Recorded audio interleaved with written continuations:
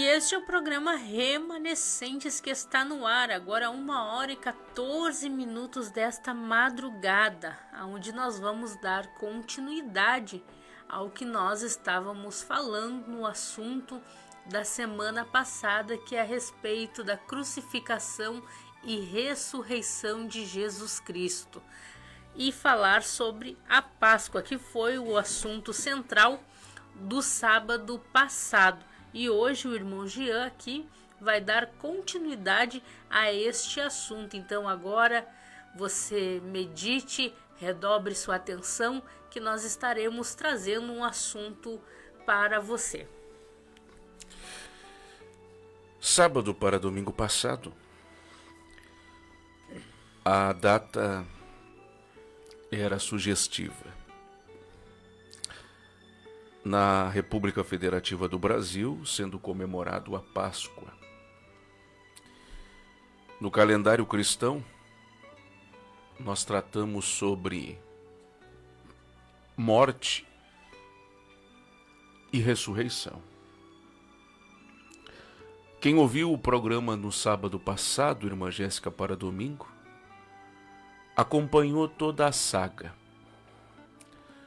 Nós ali entramos dentro da ceia que aconteceu na quinta-feira à noite.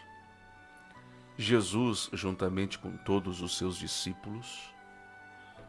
Posteriormente, entramos dentro do Getsêmani, onde agora o Senhor Jesus estava acompanhado de Pedro, Tiago e João. Também foi falado sobre o beijo no rosto de Jesus, dado pelo seu discípulo Judas Iscariotes. Os soldados a mando do Sinédrio agora amarram as mãos do Senhor Jesus. O discípulo Pedro, não aceitando aquela injustiça, pega da sua espada, arranca a orelha de um daqueles soldados, que a história vai dizer que o nome era Malco.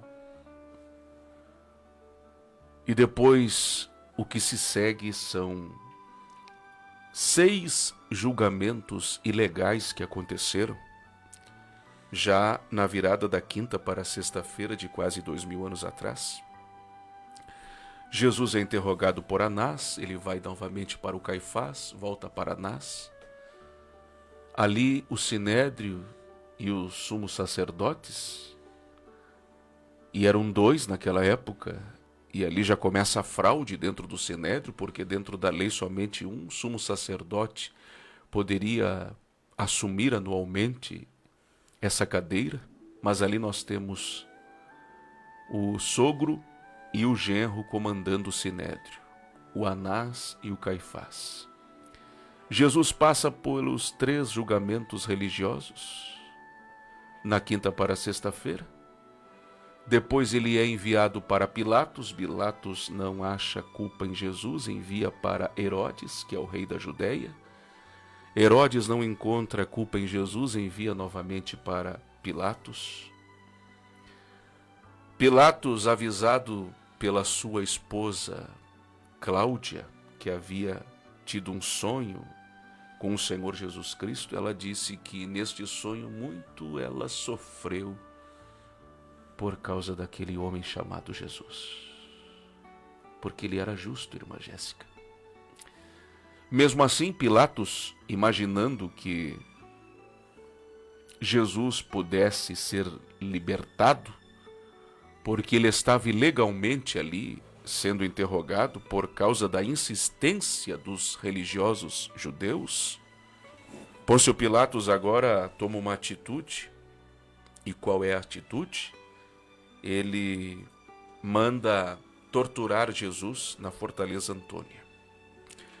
A Fortaleza Antônia era uma das casas, ou um dos complexos que pertenciam ao Império Romano, que ficava dentro de Jerusalém. Naquele contexto, Pôncio Pilatos era a maior autoridade romana dentro de Jerusalém. Pôncio Pilatos agora manda torturarem a Jesus, O que a Bíblia não fala, a história vai dizer. Jesus é torturado. No meio do pátio da Fortaleza Antônia, havia como se fosse ali um tronco. Nesse tronco, Jesus é colocado, suas mãos são atadas e os seus pés. E aí começa a tortura. O instrumento da tortura era a azorrague. Era como se fosse um chicote com 12 tiras de couro. Nas pontas dessas 12 tiras tinha pedaços de ossos de carneiro, chumbo e ferro. Cada vez que um dos torturadores batia no corpo do Senhor Jesus, 12 cortes profundos se abriam. Se você fizer uma contagem, que naquela sessão de tortura, segundo a história, no mínimo todo criminoso deveria ser penalizado com 39 chicoteadas. E Jesus foi torturado exatamente com 39 chicoteadas. Se você pegar 39 e multiplicar por 12 cortes, você vai ter 468 cortes. Foi exatamente esse o número de cortes em todo o corpo do Senhor Jesus. Seus pés estão ensanguentados, suas pernas estão rasgadas, a pele está rasgada, os tendões estão expostos. Alguns órgãos vitais do Senhor Jesus, irmã Jéssica, possivelmente estavam expostos, costelas estão expostas. Muito sangue no meio do pátio da Fortaleza Antônia. A Bíblia diz, nas palavras do profeta Isaías, que ele estava ali como uma ovelha muda. Então nós não temos gritos no pátio da Fortaleza Antônia. E segundo a própria ciência explica, irmã Jéssica, que quando tu recebe algo que machuca a tua pele, é o instinto natural tu gritar. E sabe por que o ser humano grita? Porque aquele grito, ele reduz por alguns segundos a dor daquilo que tu sofreu. Seja uma batida, um corte, um machucado. Só que o Senhor Jesus não gritou. Então não se ouviu gemidos. Ele está sendo totalmente torturado, da ponta dos pés ao alto da cabeça. E não existe gritos naquela tortura. Eu fico imaginando esta cena. Aquele filme muito lindo que foi produzido pelo Mel Gibson, que foi o diretor do filme A Paixão de Cristo. E aquele ator, o Jim Caviezel, que ele praticamente encarnou ali aquelas últimas 12 horas do Senhor Jesus, e vale a pena você, sempre que puder, assistir com a sua família A Paixão de Cristo. Ali está um retrato muito próximo, irmã Jéssica, do que de fato aconteceu há quase 2000 anos atrás. Então nós temos um homem que perde aproximadamente de 40% a 45% do seu sangue naquela tortura. A ideia de Pôncio Pilatos não era levar Jesus para a cruz. Ele ainda está assombrado pela notícia que ele recebeu da sua mulher, a Cláudia, que disse que havia tido um sonho com o Senhor Jesus. E que naquele sonho ela muito sofria por causa de Jesus. Pôncio Pilatos imaginava que torturando Jesus, isso fosse acalmar os ânimos dos judeus religiosos, principalmente do Sinédrio, que eram os homens da lei. Os homens que deveriam compreender que as profecias estavam se cumprindo diante deles e que Jesus era o Messias profetizado pelos profetas, eles não compreenderam.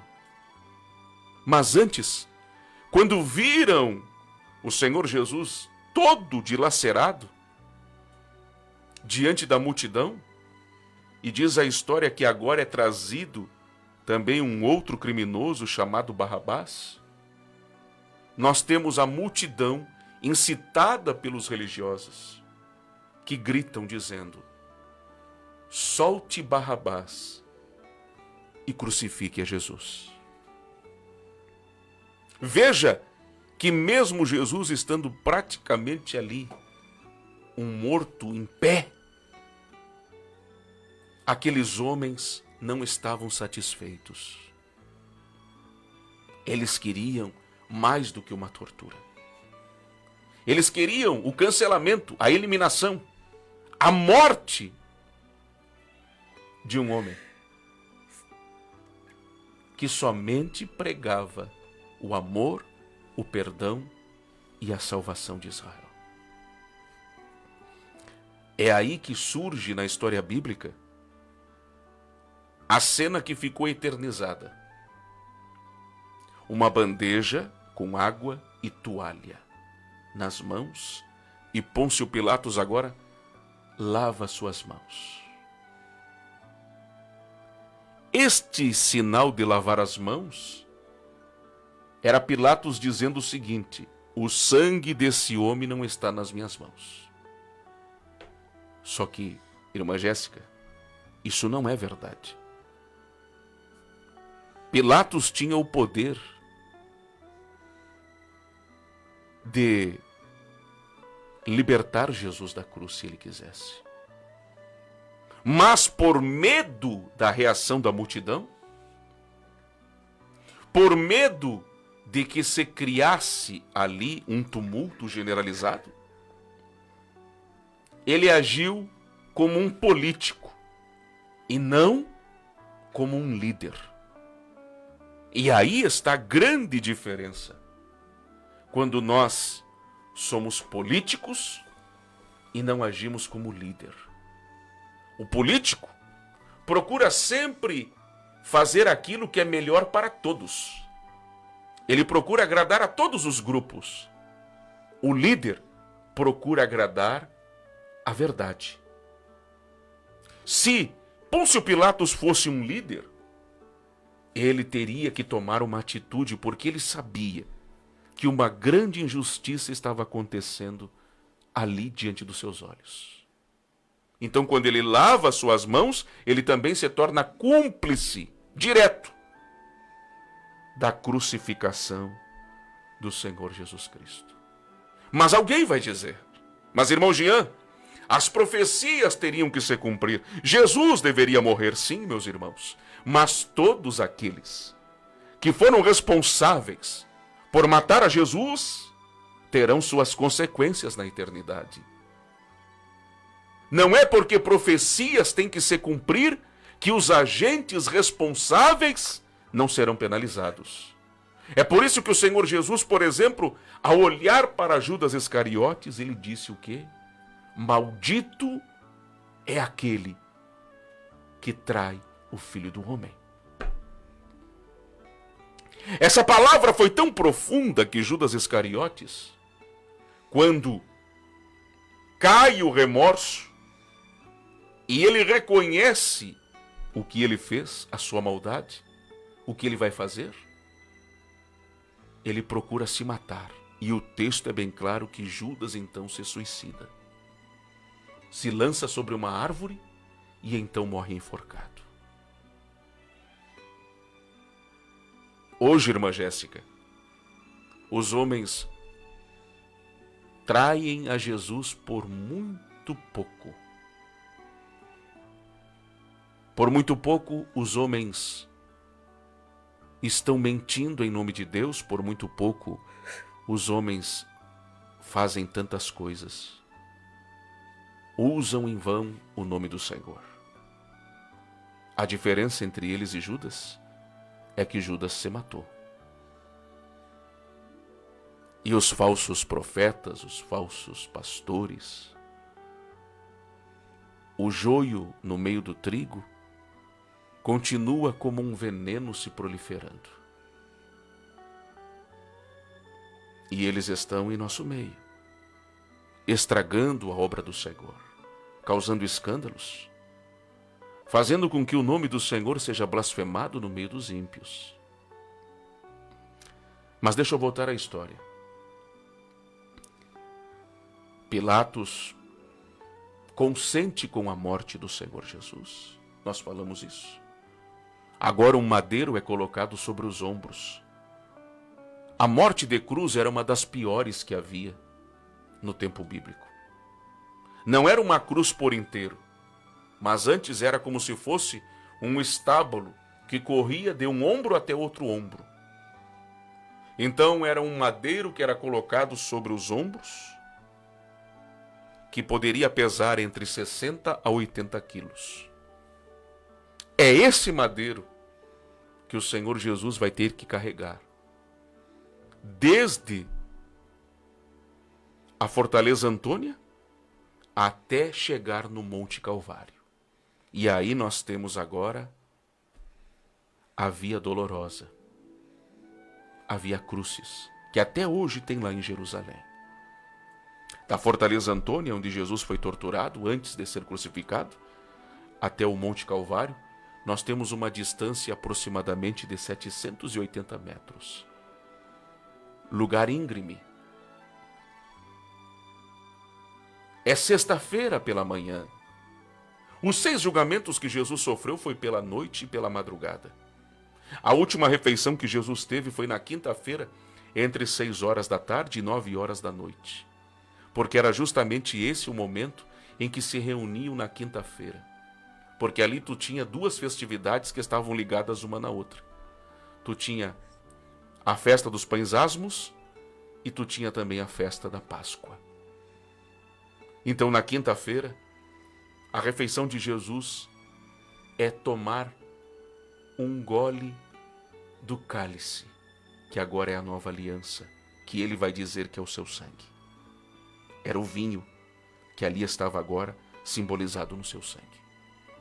E um bocado de pão, que agora a conotação é o seu corpo que será moído. Jesus na quinta-feira já está anunciando a sua morte. E já está ao mesmo tempo anunciando um novo tempo, irmã Jéssica. Uma nova aliança. E eu quero que tu leia agora para a audiência Jeremias capítulo de número 31. Versículos 31 ao 34, porque ali, naquela quinta-feira à noite, que antecede o Getsemane, Jesus está fazendo cumprir a profecia que nós encontramos no livro do profeta Jeremias, capítulo de número 31, dos versículos 31 ao 34.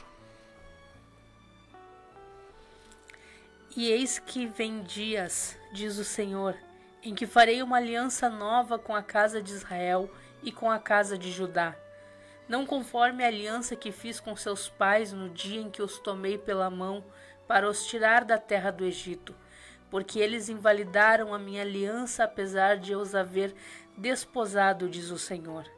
Mas esta é a aliança que farei com a casa de Israel depois daqueles dias, diz o Senhor. Porei a minha lei no seu interior e a escreverei no meu coração. Eu serei o seu Deus e eles serão o meu povo. O que é extraordinário quando nós estudamos a vida e a obra do nosso Senhor e Salvador Jesus Cristo, irmã Jéssica, é porque antes do Getsemane, antes das gotas de sangue que saem sobre o seu rosto, porque ele estava em tamanha adrenalina, e a ciência explica que isso é algo muito raro de acontecer, mas é explicado pela ciência quando o porquê Jesus está ali escorrendo gotas de sangue sobre o seu rosto. Ainda assim ele tem tempo para celebrar a sua ceia. Ele tem tempo para poder apresentar o cálice apresentar o pão e dizer: aqui está a nova aliança.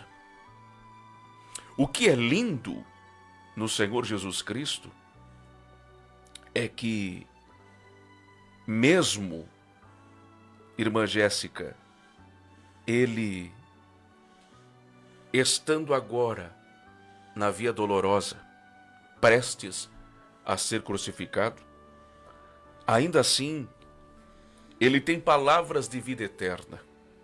Nós falamos no sábado passado, por exemplo, do que aconteceu no meio do caminho do trajeto onde Simão Cirineu se encontra com Jesus. E foi lindo ali quando nós entramos naquele assunto. Porque o Simão Cirineu, ele se atravessou no meio do caminho para ajudar Jesus a carregar a cruz. Agora, veja que Jesus está torturado, com fome. Jesus está com cerca de 50% do sangue. Ele perdeu ao ser torturado antes da crucificação. Está com um madeiro sobre os seus ombros, sendo ajudado por Simão Cirineu. E quando nós entramos no Evangelho de Lucas, capítulo 23, no versículo 27 está escrito: seguia-o numerosa multidão de povo, e também mulheres que batiam no peito e o lamentavam. Porém, Jesus, voltando-se para elas, disse: olha só, irmã Jéssica, ele está indo para a cruz, mas ainda no meio do caminho ele tem boas notícias, ele tem palavras de vida eterna. Está faltando alguns metros para ele ser pregado na cruz, para morrer inocentemente. E mesmo assim, ele tem palavras para aquela multidão. Olha o que diz o versículo 28. Porém Jesus, voltando-se para elas, disse: filhas de Jerusalém, não choreis por mim, chorai antes por vós mesmas e por vossos filhos. Porque dias virão em que se dirá: bem-aventuradas as estéreis que não geraram, nem amamentaram. Nesses dias dirão aos montes: caí sobre nós, e aos outeiros: cobre-nos. Porque se em lenho verde fazem isto, que será no lenho seco? E também eram levados outros dois, que eram malfeitores, para serem executados com ele. Quando chegaram ao lugar chamado Calvário, ali o crucificaram, bem como aos malfeitores, um à direita, outro à esquerda. Contudo, Jesus dizia: Pai, perdoa-lhes, porque não sabem o que fazem. Então, repartindo as vestes dele, lançaram sortes. O povo estava ali e tudo observava. Também as autoridades zombavam e diziam: salvou os outros, a si mesmo se salve, se é de fato o Cristo de Deus, o escolhido. Agora, nós estamos lá no pico do Monte Calvário. Parece que eu estou vendo, irmã Jéssica, soldados com porretes, martelos nas mãos, pregos de 17 a 18 centímetros, e agora sim, uma cruz que está sendo formada. Porque lá no monte, nós tínhamos a parte vertical e a parte horizontal, que era aquela que os criminosos carregavam nos ombros, eram pregadas. E aí sim, nós tínhamos o formato de uma cruz.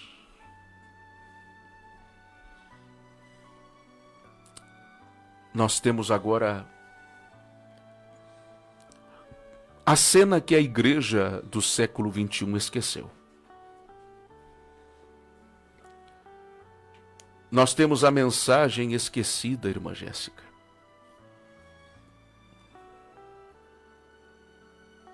Chegou a Páscoa, e até mesmo na Páscoa a mensagem da cruz foi esquecida em muitos lugares. Passou a Páscoa e parece que tudo voltou ao normal.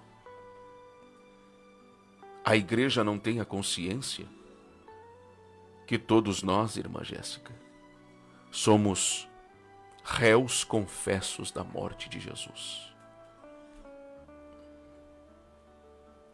Naqueles martelos e pregos, nós fazíamos parte.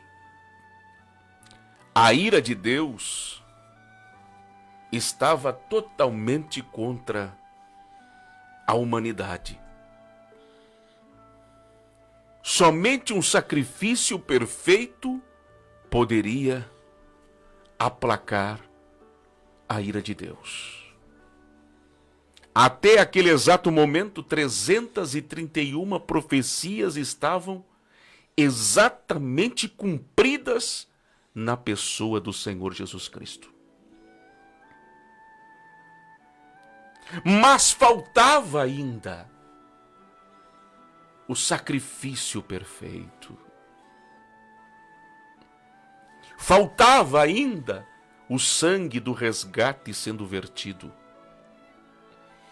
Faltava ainda o Cordeiro de Deus que tira o pecado do mundo sendo crucificado.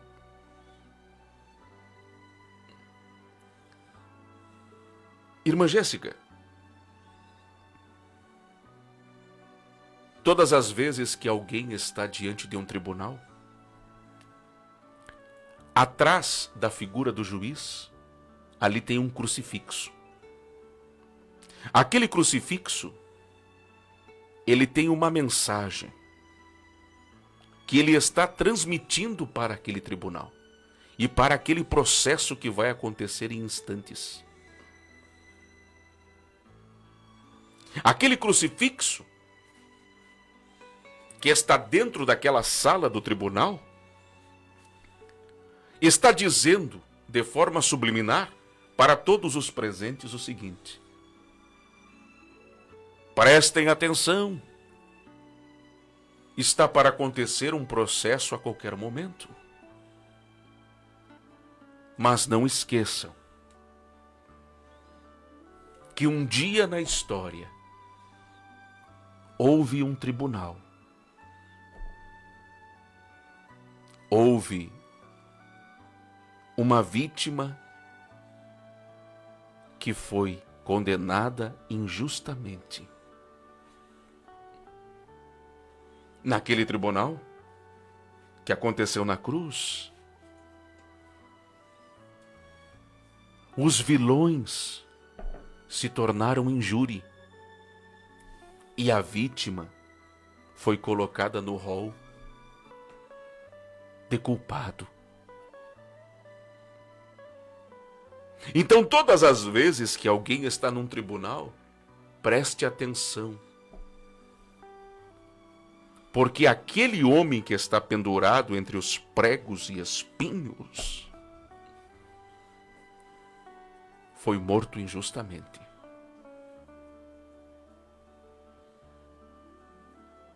Mas o sangue dele, irmã Jéssica, não foi vertido em vão. Aqui nós temos duas explicações teológicas. Nós temos uma corrente teológica que prega que o sacrifício de Jesus foi universal, ou seja, ele morreu por todos os habitantes da terra. Mas uma outra corrente teológica afirma que Jesus morreu por todos aqueles que ele elegeu segundo a sua soberania para fazerem parte da igreja e que serão parte da igreja. Seja como for, se ele morreu por toda a humanidade ou se ele morreu somente pela sua igreja, o fato é que o sacrifício aconteceu. O sangue dele não foi em vão. O sacrifício não foi em vão. 9 horas da manhã de quase 2000 anos atrás, começa o ritual da cruz em cima do Monte Calvário. 9 horas da manhã, lá dentro do templo, começava os ofícios dos sacrifícios que eram feitos entre as pessoas que ali estavam levando as suas ofertas e os sacerdotes que estavam recebendo aquelas ofertas em formas de sacrifício. O que é fantástico nessa harmonia bíblica e profética é que exatamente a Bíblia diz que na hora nona, ou seja, às 3 horas da tarde, os dias se transformam em noite, há trevas por toda a terra, terremotos abalam Jerusalém, tudo fica escuro,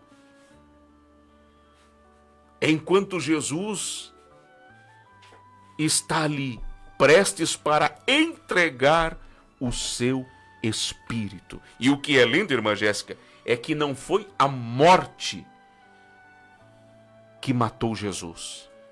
O Evangelho diz, nas palavras do Senhor Jesus, ele dizendo ao Pai: Pai, a ti entrego o meu Espírito.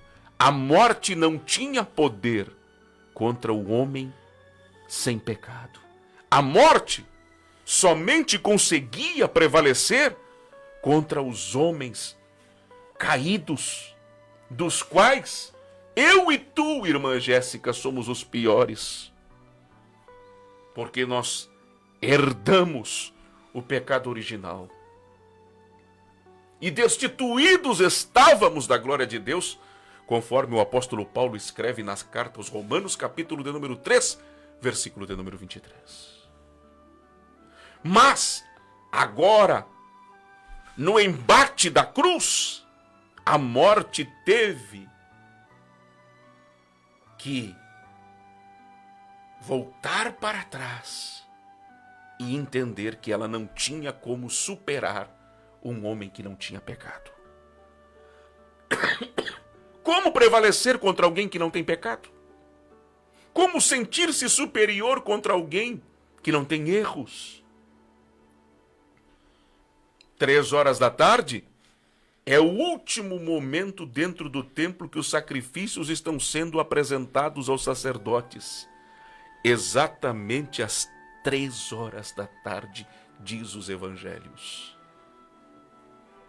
Jesus está se segurando entre os pregos na cruz, buscando forças, buscando fôlego para o seu diafragma e os seus pulmões que estavam comprimidos. E momentos antes dele expressar suas últimas palavras ao Pai, ele ainda tem condições de dar atenção para um dos malfeitores que está à sua direita, que ao ler, irmã Jéssica, ao ler o que estava escrito em cima da cruz, numa tabuinha de madeira, o que estava escrito lá em Lucas capítulo 23, versículo de número 38. Também sobre ele estava esta epígrafe em letras gregas, romanas e hebraicas: Este é o Rei dos Judeus. Foi pregado essa plaquinha de madeira como uma forma de escárnio contra o Senhor Jesus. Mas veja que foi essa plaquinha de madeira que foi o suficiente para um homem que também está crucificado junto com Jesus, irmã Jéssica, olhar para a plaquinha de madeira. A fé desse homem malfeitor é incrível. Sabe por quê? Porque hoje muitos crentes vão para a igreja porque sabem que Jesus ressuscitou. E glória a Deus por isso. Sabem que ele é rei. Glória a Deus por isso. Sabem que Ele é Senhor. Glória a Deus por isso. Sabem que Ele é fiel para cumprir com o que Ele falou, que Ele virá para buscar a sua igreja. Mas aquele que estava à direita de Jesus, pregado como Jesus, não tinha absolutamente nada que ele pudesse acreditar ou ter a certeza. E como que tu consegue explicar que esse malfeitor consegue ter fé em alguém que está pregado e crucificado como ele? E pregado e crucificado como ele, consegue reconhecê-lo como rei. Porque ele diz: Senhor, lembra-te de mim quando entrares no teu reino. Isso é uma fé sobrenatural. Acreditar em alguém que está pregado, acreditar em alguém que está crucificado, crer no reino de alguém que a qualquer momento ali está prestes a morrer. Crer que este alguém tem poder, depois da morte, de dar a ele, irmã Jéssica, o direito da esperança do porvir. É no meio dos pregos, é no meio daquela escuridão das 3 horas da tarde, que nós então temos esta linda notícia do Evangelho. Quando nós lemos o Evangelho de Lucas, capítulo 23, e no versículo de número 39 a seguir, um dos malfeitores crucificados blasfemava contra ele, dizendo: Não és tu o Cristo? Salva-te a ti mesmo e a nós também. Respondendo-lhe, porém, o outro, repreendeu-o, dizendo: Nem ao menos temes a Deus, estando sob igual sentença? Nós, na verdade, com justiça, porque recebemos o castigo que os nossos atos merecem.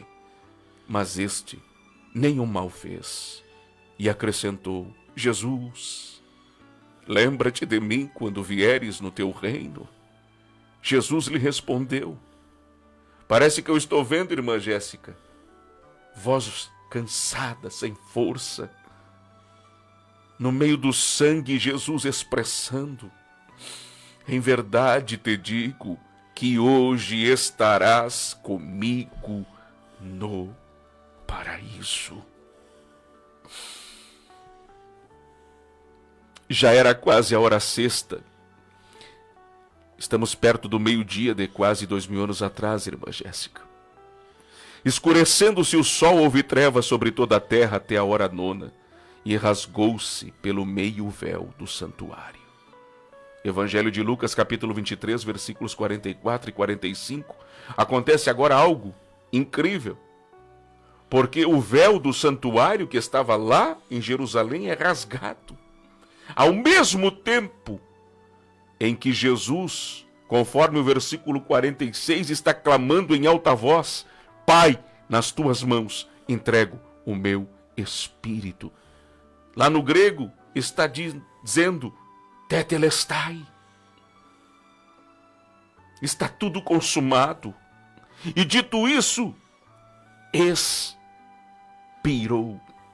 Vendo o centurião o que tinha acontecido, deu glória a Deus, dizendo: verdadeiramente este homem era justo.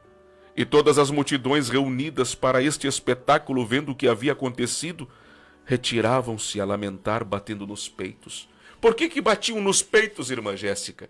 Porque aquilo ali era uma demonstração, um gesto de dor, um gesto de pessoas que estão vendo uma crueldade acontecer diante delas. E a maneira que elas têm de protestar é bater nos peitos, tamanha crueldade que elas estão presenciando. Entretanto, todos os conhecidos de Jesus e as mulheres que o tinham seguido desde a Galiléia permaneceram a contemplar de longe estas coisas. Nós estamos aqui, irmã Jéssica, terminando esta edição.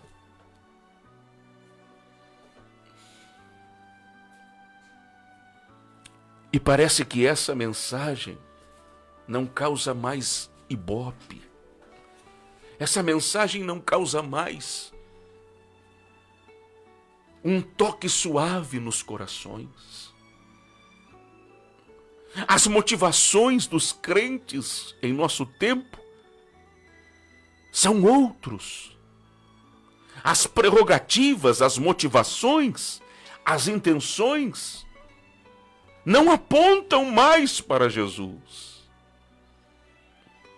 Muitos crentes estão se enganando na sua própria religiosidade, na sua bolha religiosa, se escondem, irmã Jéssica, em roupas bonitas, mas o cristianismo delas está horroroso.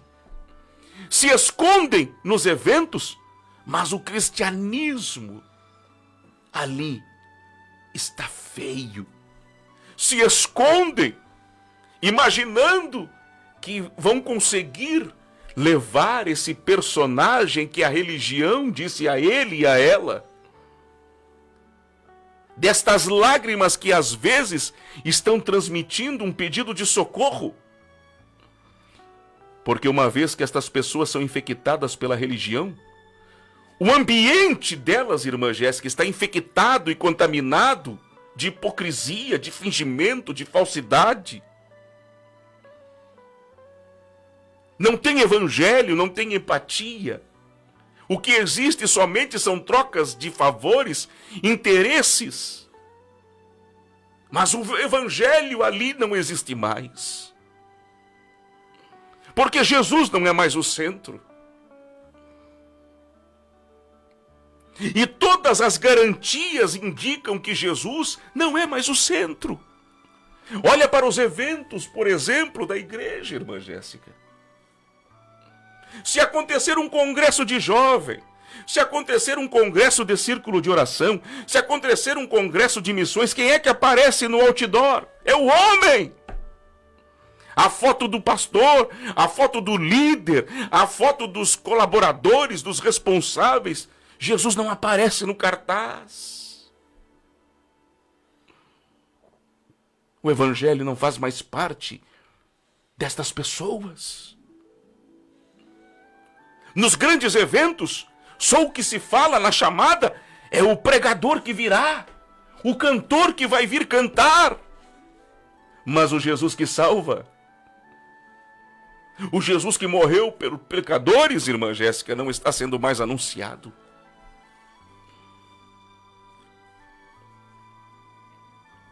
Mas mesmo assim, a igreja, ela está cumprindo com as profecias, sabia? Sim, ela está cumprindo. Porque duas coisas precisam acontecer antes de Jesus voltar. Para nós apenas abrir aqui esse parênteses para que eu não fuja da mensagem. Mas duas coisas precisam acontecer antes da vinda de Jesus. Primeiro, a igreja precisa estar em apostasia. Então ela vai abandonar a fé. A igreja vai se rebelar contra o evangelho. Se rebelando e afastando-se da verdade, vai colocar o próprio Senhor Jesus para o lado de fora. Irmã Jéssica, a igreja hoje está selecionando os públicos que ela quer que estejam nos seus eventos. Nós falamos em congressos de missão, mas os perdidos não estão mais no culto. Nós falamos em salvar pessoas e cadê os mendigos que a igreja virou as costas? As prostitutas que a igreja virou as costas? Os pobres que a igreja virou as costas? Hoje os eventos é somente para distribuir presentes entre os pastores, os líderes, as famílias. Os presentes eram para ser dados a quem, irmã Jéssica? Aos pobres.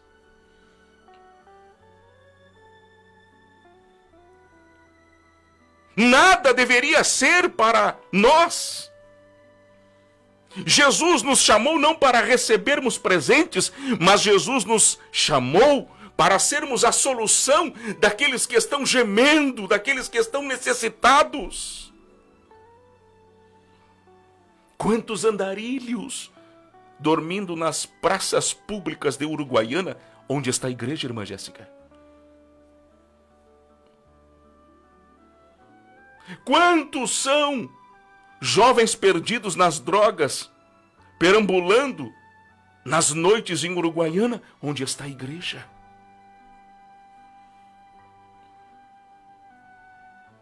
Olha o que a igreja evangélica está fazendo em Uruguaiana.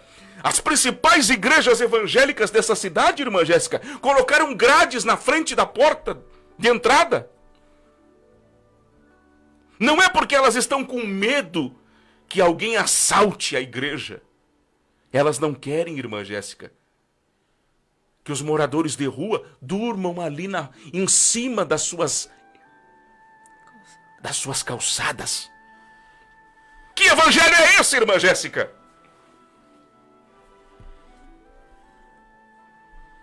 Nós estamos colocando grades de separação, mas temos ainda o fingimento. Somos hipócritas para dizermos que estamos pregando o evangelho, fazendo algo pelo evangelho. Estamos colocando grades de separação. A Igreja Católica, por exemplo, uma delas aqui em Uruguaiana, colocou grades. Uma igreja evangélica muito conhecida nessa cidade colocou grades na frente da porta. Sabe o que elas estão dizendo? Nós não queremos os fedorentos aqui na frente da igreja. Nós não queremos os moradores de rua. Porque eles vão mijar, vão urinar aqui na frente. Irmã Jéssica, nós perdemos Jesus. Porque se fôssemos igreja, irmã Jéssica, abriríamos a porta dessa igreja, colocaríamos estas almas lá dentro, cuidaríamos delas, alimentaríamos elas, vestiríamos elas e mostraríamos a elas o caminho que é Cristo. Mas isso não está acontecendo. Então é melhor colocar uma grade. Porque aquela grade está dizendo o seguinte: nós selecionamos quem nós queremos aqui no nosso culto. E no culto destas igrejas, os políticos são aceitos.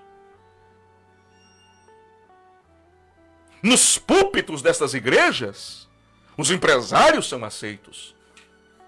Os endinheirados, aqueles que têm um poder aquisitivo, são aceitos, irmã Jéssica. Mas o povo, que Jesus falou que era para a igreja cuidar, a igreja não cuida. Tu já notou? Olha a fala dos pregadores hoje em dia, com raras exceções. Todos eles estão dizendo: viajei para a Europa, fui fazer uma agenda nos Estados Unidos, e estive lá com uma grande personalidade. Tudo é pro ego, tudo é pra vaidade. Qual deles abre a boca, irmã Jéssica, para dizer que evangelizou uma alma naquele mês? Que trocou uma agenda para fazer algo verdadeiramente pelo reino? Porque a minha pergunta aqui é essa: e se Jesus estivesse no lugar desses pregadores, o que Jesus faria? Se Jesus estivesse no lugar desses pastores, o que Jesus faria, irmã Jéssica? Se Jesus fosse o centro, tu pode ter certeza que estes eventos não seriam desse modo. A igreja está brincando. E essa brincadeira que não tem graça está chegando ao fim.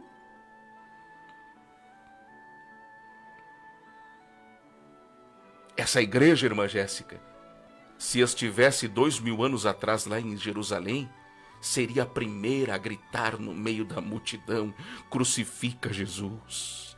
E se Jesus estivesse, irmã Jéssica, hoje aqui no meio dessa igreja, Jesus estaria sendo crucificado por essa própria igreja que diz que ama ele, da boca para fora.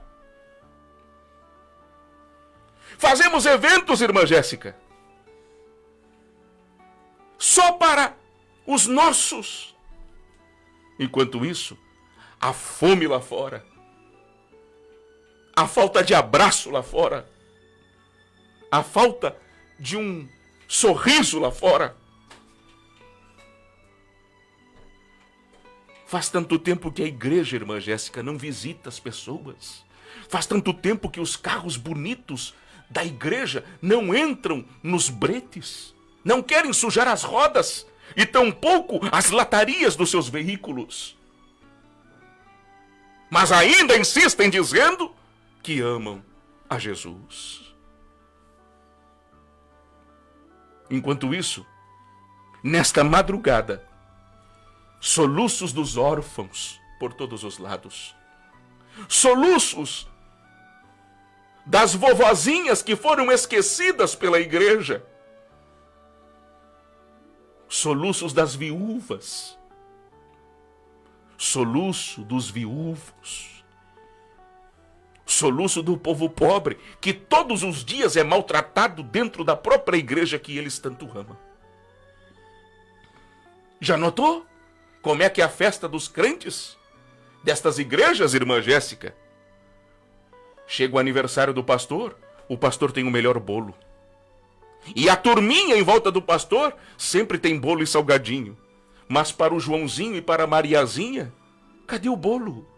Cadê o bolo, irmã Jéssica, para o Joãozinho da igreja? Cadê os salgadinhos para a Mariazinha da igreja? Cadê o presente para as famílias pobres? O churrasco é só para a elite. Os presentes é só por conveniência para quem pode fazer algo por ti. Mas se você continuar nessa tua vida e nesse teu estilo, eu quero te dizer em alto e bom som nesta madrugada que você não faz parte da igreja do Senhor Jesus. Você pode fazer parte de um grupo, você pode fazer parte de um sistema, você pode fazer parte de qualquer coisa, menos abrir a boca e dizer: eu represento a Jesus. Mas, irmã Jéssica, isso vai continuar. São 2h05, vou deixar para ti. Porque isso não vai mudar. Jesus vai ter que pisar de novo aqui nessa terra. Porque aí sim, irmã Jéssica, as desigualdades, as injustiças vão terminar. Aí, todos serão iguais. Hoje, somos medidos pelo valor do dízimo, pelo valor da oferta, pelo carro que tu chega na igreja, pelas roupas que tu veste, pela casa que tu tem. Mas naquele dia tu serás julgado pela vida que tu leva perante Deus. Hoje está tudo liberado. Sabe quem é o maior promotor que faz Deus ser blasfemado na boca do ímpio? Os crentes. Vivendo casamentos de fachada. Vivendo matrimônios de mentirinha. Acabou-se o respeito, acabou-se o companheirismo, acabou-se a lealdade, acabou-se o amor. Mas por causa da religião, eles vão levando, vão empurrando. Não querem ser tratados. Preferem viver uma bolha, uma ilusão, mas não querem admitir que precisam de ajuda. Mas nesta madrugada, para você que está ouvindo essa programação, existe uma esperança, irmã Jéssica. Mas eu termino aqui a minha fala dizendo que nós não somos especiais. Não somos xodós. Nós somos pecadores. Somos os culpados pela morte de Jesus. Somos os culpados de colocar Jesus para o lado de fora. da nossa vida. Somos os culpados, irmã Jéssica, de tantas coisas que estão acontecendo. Verdade, irmão Jean. Então terminamos aqui as mensagens sobre a crucificação. E o irmão Jean, essa semana, ele me fez uma pergunta. O que eu pensava a respeito da crucificação. Eu disse para ele que eu sinto medo.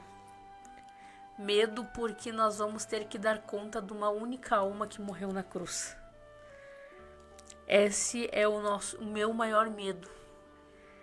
Ter que me justificar diante de Deus um dia porque Cristo morreu por mim. Foi pelos meus pecados, pelos meus atos, pelas minhas transgressões que o filho dele teve que ser morto. E isso não me traz alegria e nenhum conforto.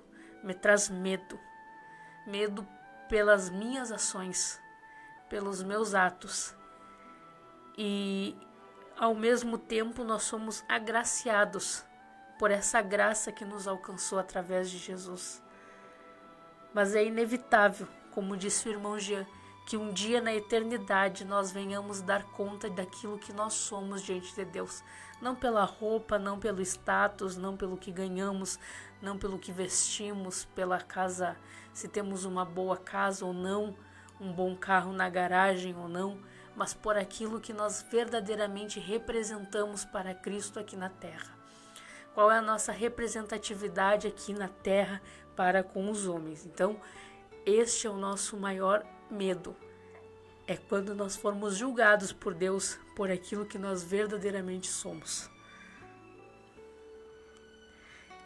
Vamos fazer a oração final, irmão Jean? Precisamos orar pela irmã Bia, por esta audiência.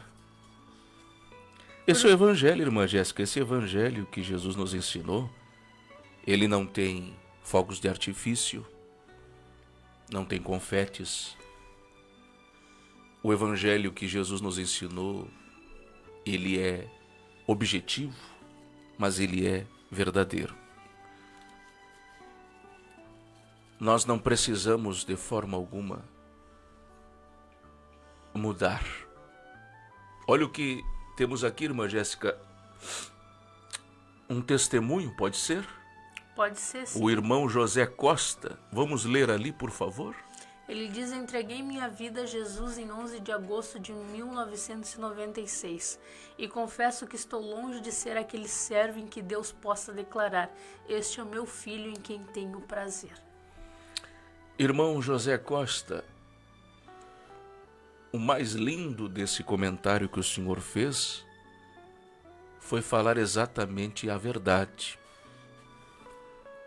Se tem algo que Deus aprecia e agrada-se, é quando nós somos sinceros. A sinceridade, ela é um traço que nós herdamos do próprio Criador. O Senhor reconhecer que de fato está longe de ser aquele servo que o Senhor sabe que pode ser para o nosso Deus, demonstra sua honestidade diante de Deus.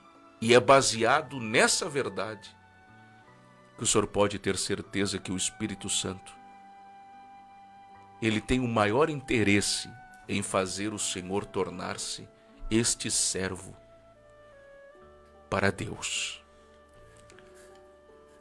Que a sua vida seja iluminada pelo Senhor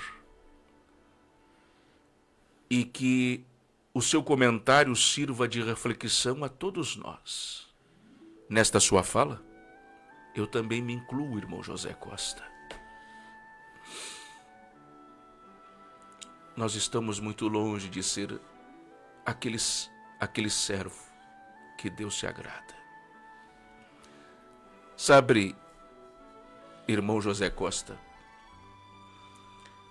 às vezes ficamos pensando, será que as nossas pregações estão agradando a Deus? Será que os nossos passos estão agradando a Deus? Será que de fato Deus se agrada de nós? Existem tantas imperfeições em nossas vidas. Buscamos acertar, mas quase sempre erramos o alvo. A vida do cristão é um dilema, mas não podemos parar ou desistir. Porque Deus, Ele quer de nós essa perseverança e essa persistência.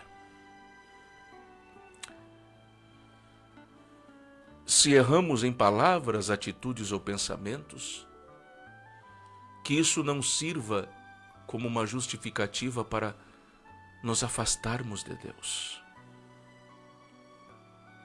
mas que antes tenhamos hombridade o suficiente para reconhecermos as nossas falhas e os nossos erros e clamarmos a Deus em nome do Senhor Jesus que Ele nos fortaleça.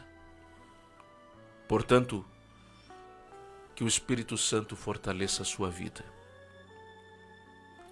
Porque se no dia 11 de agosto de 1996 o Senhor entregou a vida para o Senhor Jesus, o Senhor é um eleito. O seu nome está escrito no livro da vida. Não existe como Jesus sair do Senhor. Jesus está aí, nas tábuas do seu coração. E foi o próprio Espírito Santo que fez o Senhor confessar que o Senhor precisa, assim como eu, melhorarmos diante do Pai, para sermos servos que agradam o nosso Senhor. Muito obrigado. Ele diz ali, irmã Jéssica, que vai incluir os nossos nomes em oração. Vamos então orar, vamos apresentar diante da cruz o maior trono que existe, irmã Jéssica, para cada um de nós, é estarmos aos pés da cruz do nosso Senhor e Salvador Jesus Cristo. Oramos a Deus. Senhor Jesus, te louvamos e te agradecemos, Senhor, pela dádiva e a oportunidade que temos de termos o fôlego da vida, pela tua benevolência que sempre excede ao nosso favor, pelas tuas mãos estendidas de misericórdia. Ouve, Senhor, o clamor que nós fazemos a ti. Que o Senhor venha atender o chamado da tua igreja, da tua noiva que verdadeiramente clama por ti dia e noite. A igreja que verdadeiramente quer morar no céu. Aquela que remonta os seus pecados e pede perdão diante da cruz. Que dobra os seus joelhos e te busca na madrugada. Que clama a ti dia e noite incessantemente. Esta igreja, Senhor, ela clama por um socorro. Ela está clamando, Senhor, para ti, para que os seus nomes venham estar escritos no livro da vida. Senhor, apesar das nossas adversidades, apesar de nossos problemas e das nossas circunstâncias não serem as das mais agradáveis, ainda assim, Senhor, o que remonta a nossa fé é crermos no poderoso nome de Jesus Cristo. É crermos que o teu Filho que morreu na cruz do Calvário morreu para salvar as nossas vidas. Cremos na pessoa de Jesus Cristo como nosso único e suficiente Salvador. Cremos que somente em ti nós podemos alcançar e almejar os nossos nomes escritos no livro da vida. Pois sabemos que nesta terra nós somos apenas peregrinos, estamos passeando nesta terra e que em breve, em pouco mais de algum tempo, nós estaremos contigo na eternidade e nós entraremos nos céus e caminharemos pelas ruas de ouro e estaremos contigo e com os anjos clamando e dizendo: Santo, Santo és tu, Senhor. A ti, Senhor, nós rendemos graças, louvor e adoração nesta madrugada. Nós declaramos, Senhor, o teu santo nome, Jesus, que tu és santo. Nós só temos que agradecer a tua benevolência, Senhor. Assim eu te peço pela vida da irmã Bia, Senhor, que ligou para cá e pediu oração pela sua família. Não sei o que ela está passando, os seus problemas, sua situação financeira, como está a sua vida, mas eu peço que o Senhor venha trazer para ela calmaria para o seu coração, que o Senhor venha sustentá-la no meio dessas adversidades, que o Senhor venha trazer providência, Senhor, para ela e para todas as pessoas que não têm neste momento, Senhor. Atenta os teus olhos para o necessitado, para o aflito, para o órfão, para a viúva, para aqueles que não têm de onde buscar um recurso, que tu venha ser o recurso mais presente destas pessoas. Senhor, assim nós te agradecemos por esta madrugada, que nós estivemos aqui proclamando o teu nome, falando do teu evangelho e levando a tua palavra para todos aqueles que possam ouvir, e aonde alcançar as ondas sonoras desta rádio, Senhor, as pessoas possam ser tocadas pelo teu Espírito, possam ser movidas pelo teu Espírito, para que mais uma vez possam se render e dobrar os seus corações diante de ti, proclamando que somente tu és Deus e Senhor das nossas vidas. Fiquem todos na paz do Senhor Jesus Cristo. Neste domingo, aproveite este dia para transmitir o Evangelho ao próximo. Seja você luz. Você tem condições. Você sabe que pode melhorar o mundo em que você está inserido. As atividades da Rádio Semear continuam neste domingo a partir das 8 horas da manhã. O programa Remanescentes Permitindo Deus, no próximo sábado para domingo, estará aqui apresentado pelo casal, irmão Jean Carlos e a irmã Jéssica Adriele. Eu sou um homem feliz, bonitona, porque estou aqui na rádio, fazendo a programação, e todas as vezes que tu está comigo, eu me sinto seguro, me sinto bem. Que nós possamos cumprir a nossa missão. Foi como tu falou nessa tarde. Às vezes, a gente não entende a maneira como Deus está trabalhando. Mas a nossa missão está sendo cumprida na cidade de Uruguaiana. Não temos muito para oferecer, mas aquilo que temos estamos gratuitamente apresentando que é o Evangelho. Que Deus nos guarde, bonitona, porque nós não podemos parar. Temos que avançar, porque a nossa esperança não vem do homem. Maranata. Ora cedo vem, Senhor Jesus. Que Deus abençoe a todos. Em nome do Senhor Jesus Cristo. Fiquem todos na paz do Senhor.